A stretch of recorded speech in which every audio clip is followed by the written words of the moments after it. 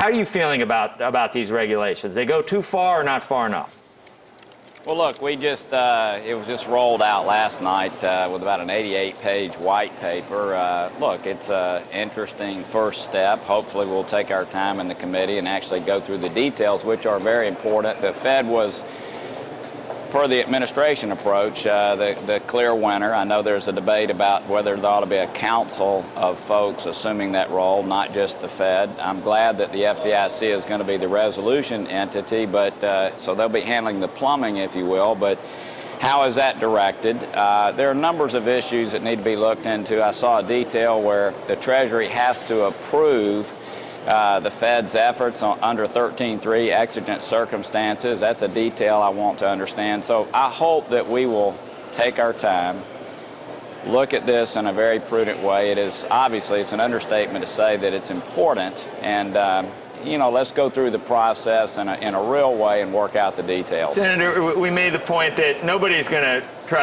you're not going to see a subprime boom again, and you're not going to see the subprime boom. You're not going to see all these offloaded into some type of structured product, and you're not going to see AIG, insure these so that they're AAA, and you're not going to see the ratings agency give these things a AAA. So this crisis has already passed. We're putting in regulations to deal with the last crisis.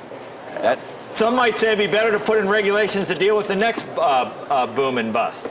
I don't think there's any question that what we do is always pro-cyclical, and then, as you know, we're kind of creating a self-fulfilling lack of credit, the way the regulators are now coming in after the fact. So I think you're right, and I think we need to look at this in a cause-neutral way. I've actually encouraged us to take our time. There's nothing we can do during this process to solve the crisis that we've been going through. Obviously, giving resolution authority could be important because there are still some institutions that may need to fail or may need to be taken over. That would be an important step, and I have some legislation that I'll be introducing in the next day or so as a marker to focus on that. But I hope we will not rush. You're exactly right. There's nothing that we can do through this process to solve the problem that we're now dealing with. But then again, less leverage, more capital, not letting the originators, offload the risk completely. Those are all things that might make some sense, and they might help in the next.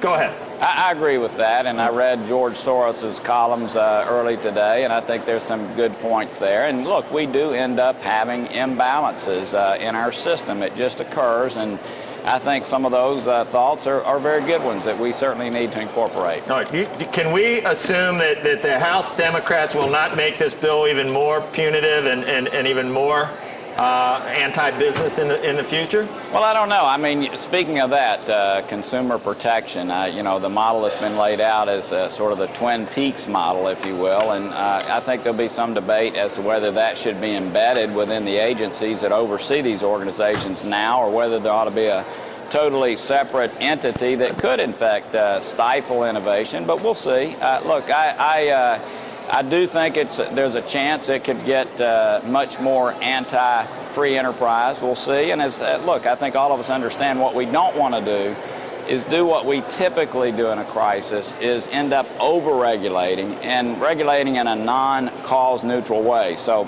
let's take our time. Let's do it right.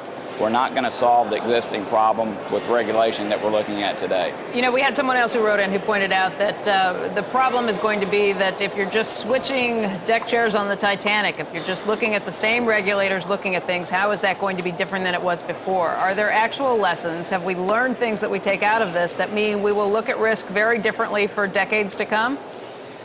I think we've learned something, I hope, from every bubble that we go through. Is it going to make us clairvoyant and be able to solve all future bubbles? Look, absolutely not. And again, I think that's why we need to walk through this in a very measured way. There's no question derivatives being unregulated, off balance sheet, that's a huge problem. And I think that most of us, we all know that much of our financial system is non-bank, so how do we deal with that? So those are areas that we have learned a great deal from that I think can help us solidify our regulation and do it in a prudent way. But again, will we solve all problems in the future? No. And if we try to solve all problems in the future, what we'll do is stifle the great financial system that All we right. have in this country. Senator, thank you, Thank you. very much. Good to see you Appreciate today. it. Thank you. Okay. All right, coming